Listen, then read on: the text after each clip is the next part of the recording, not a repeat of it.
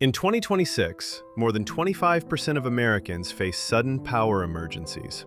This clay cooler costs $0. It keeps your food fresh without electricity, using just 2 pots and wet sand. My grandfather Brahim lived his entire 87 years in the Dra Valley without a single light switch, and his family never went cold, dark, or hungry. Imagine day 4 of the grid collapse in the winter of 2026. Your house is freezing, but your kitchen smells strange and bad. You open your dark fridge, and a wave of warm, rotten air hits your face. The milk is sour. The meat is completely spoiled. That is the moment you realize how fragile your modern world is. Deep in the Sahara Desert, the summer heat rises to 120 degrees Fahrenheit. There are no power lines. There are no cooling fans. Yet, inside their mud houses, nomads drink cold water and eat fresh vegetables every single day. They use a 3,000-year-old trick called the Zeer Pot. It turns the hot desert wind into a natural cooling system using basic physics your school textbooks forgot to mention. My grandfather could build one of these in 10 minutes while drinking mint tea. I broke 2 clay pots on my first try. Here is exactly what they did. A quick note before we start. Always place this cooler in a breezy spot. It needs airflow to work. Never lock it inside a tight, closed pantry or your food will not get cold. I will tell you exactly how to set it up.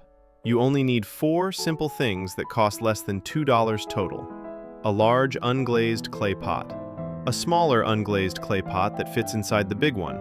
Some clean sand and a cloth. 1. Set up the pots. Place the small clay pot directly inside the big one, leaving an even 2-inch gap around the sides.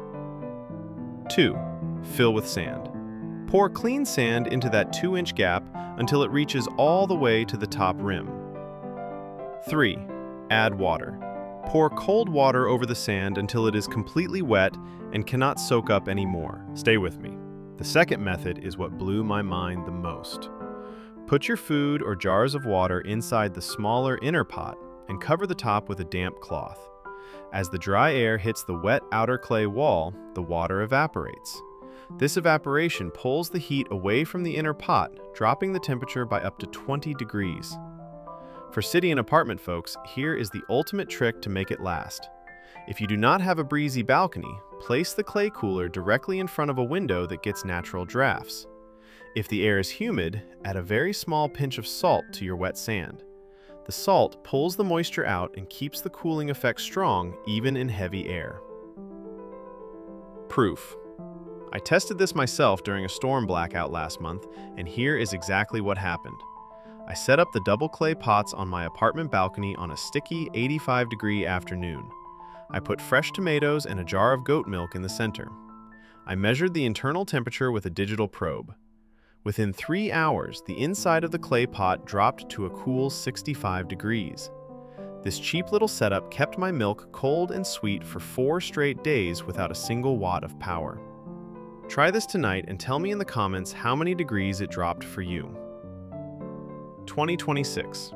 Value Bridge. This is not just a fun history lesson. Here is why this matters right now in the United States. In January 2026, energy experts confirmed that 13 out of 23 grid regions face a high risk of blackouts. States like Texas, Louisiana, and the Midwest are most at risk. When the power dies, your home fridge becomes a metal box of rotten food in less than 72 hours. If your local grid fails next July and you can still keep your fresh food safe, Day 2 of this series just saved you hundreds of dollars.